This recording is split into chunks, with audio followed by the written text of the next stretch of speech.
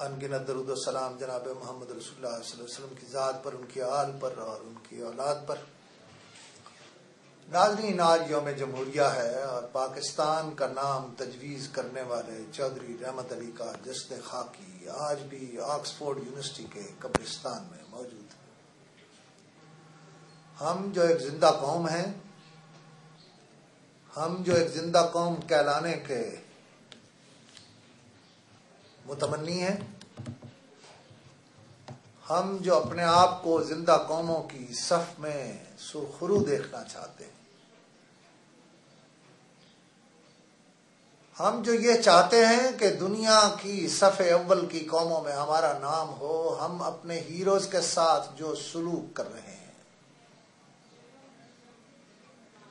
اس کا اندازہ اس بات سے کیا جا سکتا ہے کہ ہم نے اپنے محسن کے ساتھ، پاکستان کے نام کے خالق کے ساتھ کیا سلوک کیا۔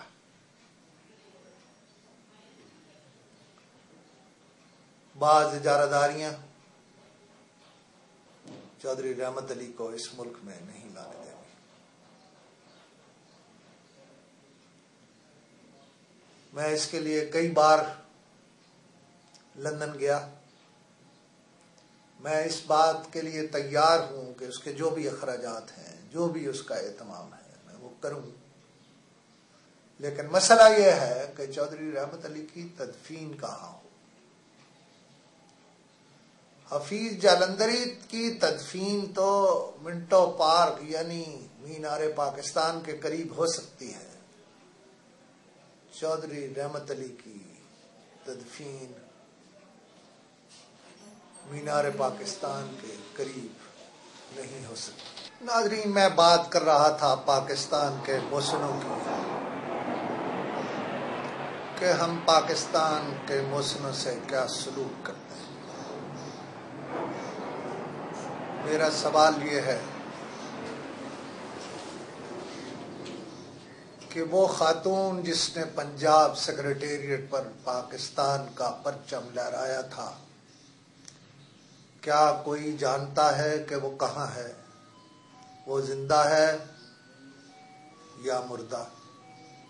وہ موجود ہے یا نہیں؟ کوئی نہیں جانتا۔ کیا ہم کبھی محسن پاکستان اور محافظ لاہور جنرل سرفراز خان کی قبر پر فاتح کے لیے بھی گئے؟ ہم ہر بار 6 ستمبر بناتے ہیں، لیکن گنی چنی 2-4 تقریبات کے بعد ہمارے پاس وقت نہیں ہوتا۔ ہم روزانہ علامہ اقبال رحمۃ اللہ علیہ کے مزار پر چادر چڑھانے کے لیے مختلف شخصیات کو لے کر جاتے ہیں، لیکن وہ گھر جس میں جنم لیا جناب علامہ اقبال نے، مجھے گزشتہ دنوں جناب زاہد ملک بتا رہے تھے کہ وہ گھر بہت خستہ حالی میں ہے۔ ہمارے پاس اس کے لیے چند کروڑ روپے نہیں ہیں۔ میرا سوال صرف یہ ہے کہ آج یوم جمہوریہ ہے اور یوم جمہوریہ کے دن پاکستان کے بعض اخبارات، خاص طور میرے اخبار کی شہ سرخی یہ ہے کہ ڈاکٹر قدیر احمد خان سے تفتیش کی اجازت مانگ لی گئی ہے۔ کیا تفتیش کرنے والے ڈاکٹر قدیر احمد خان کے اندر سے اب ایٹم بم برآمد کرنا چاہتے ہیں؟ کیا تفتیش کرنے والے اب ڈاکٹر قدیر احمد خان سے یہ منوانا چاہتے ہیں کہ انہوں نے پاکستان کو ایٹمی قوت بنا کر غلطی کی ہے؟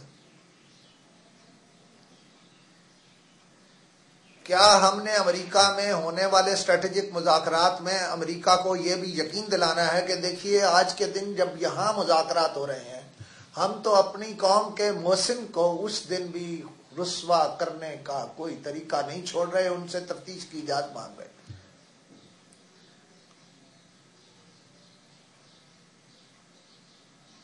ناظرین، لیکن یہ سب ایسے نہیں چلے گا۔ بالآخر یہ قوم بیدار ہوگی، اور جب یہ قوم بیدار ہوگی تو اس قوم کے محسنوں کو بھی پوچھا جائے گا۔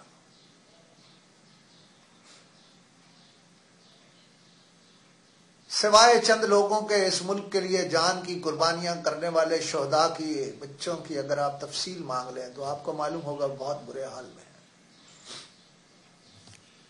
البتہ اب افواج پاکستان نے اس کے لیے جو راستہ نکالا ہے وہی درست راستہ ہے۔ ہمیں اپنے شہداء کے بچوں کو اتنی آسانی میں رکھنا چاہیے کہ کوئی اور بچہ اتنی آسانی میں نہ رہے۔ ہمیں اتنی تعلیم دینی چاہیے کہ کسی اور بچے کی تعلیم نہ ہو۔ ہمیں انہیں اتنی سہولتیں دینی چاہیے کہ کسی اور کو اتنی سہولتیں نہ ہوں۔ ہمیں اتنی عزت دینی چاہیے کہ کسی اور کی اتنی عزت نہ ہو۔ ناظرین، یہ کام کسی کو تو کرنا ہے، آپ کو اور مجھے کرنا ہے۔ اور میں تو اس ملک میں ایک انقلاب دیکھ رہا ہوں، ایک ایسا انقلاب جو عام آدمی کا انقلاب ہوگا، ایک ایسا انقلاب جو اداروں کی داریاں توڑ دے گا، ایسا انقلاب جو اس ملک کے مسنوں سے یہ سلوک کرنے والوں سے گن گن کر بدلے دے گا۔